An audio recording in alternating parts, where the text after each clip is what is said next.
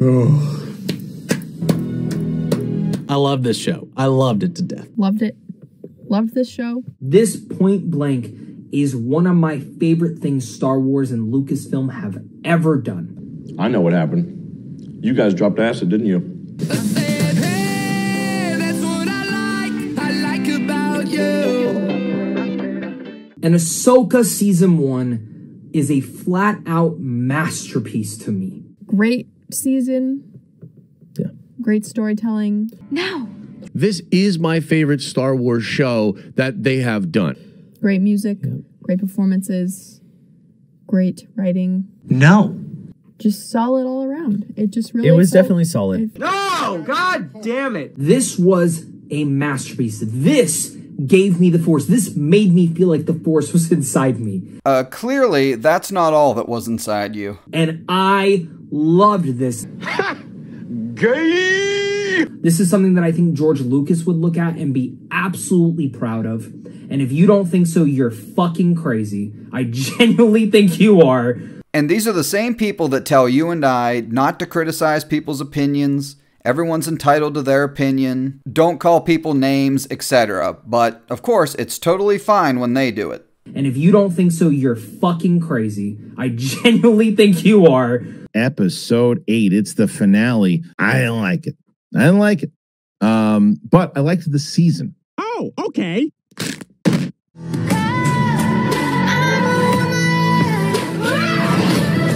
Was I cheering at the end when Sabine got that lightsaber? I sure was. What a pussy.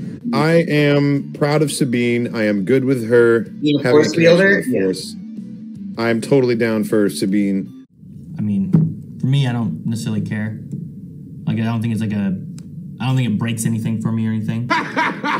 Sabine being able to use the Force so effectively in that moment of pushing Ezra, I feel like you have to kind of consider the fact that, what she's lost. Here we go. Gotta try and make it make sense. She's lost her entire family.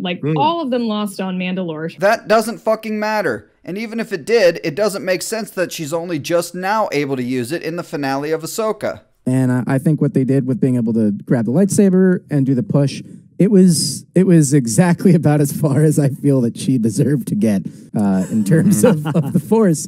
And I think it's impressive. Yeah, you know what you're saying is stupid when your own co-hosts are laughing at you. I think it highlights the concept of the Force as Today, Junior? Something that, anyone can tap into if you are open to it and if you trust it. Allow me to translate.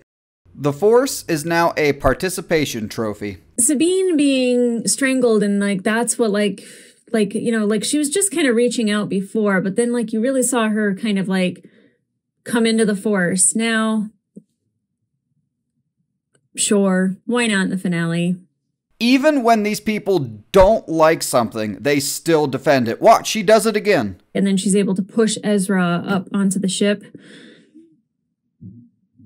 Okay.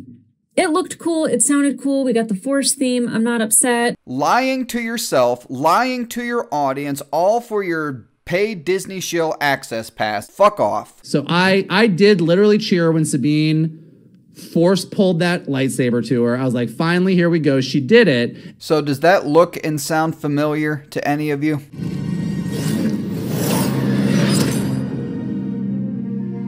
Finally, here we go. She did it. Please consider that like button a middle finger to both Rey and Sabine and smash the shit out of it for me. And please subscribe if you haven't already. I'd appreciate it. I really would. I remember when I lost my mind.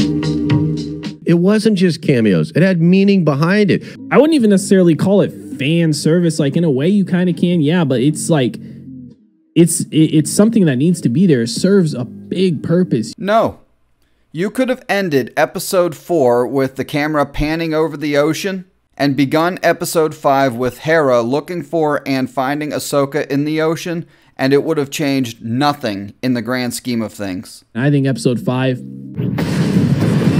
Hi, Vader! I think it's up there with some of the best Star Wars content that I have ever seen, man. It is fantastic. It was nostalgia bait and it was filler. I love it. It was picture perfect. It was everything was great about Hayden's return on this show. While also respecting the hell out of what came before. The usage of Anakin in this show was fantastic. Great to see Hayden Christensen. I think they used him perfectly in this series.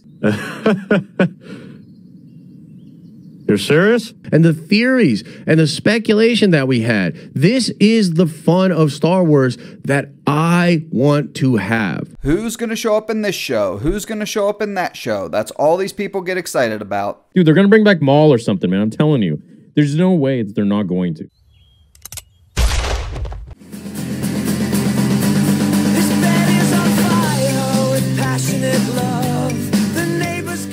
Dave fucking Filoni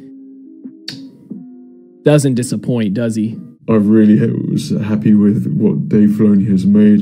When am I not happy with what Dave Filoni has made? Overall, what Filoni does great is he makes things feel like Star Wars. Not even close.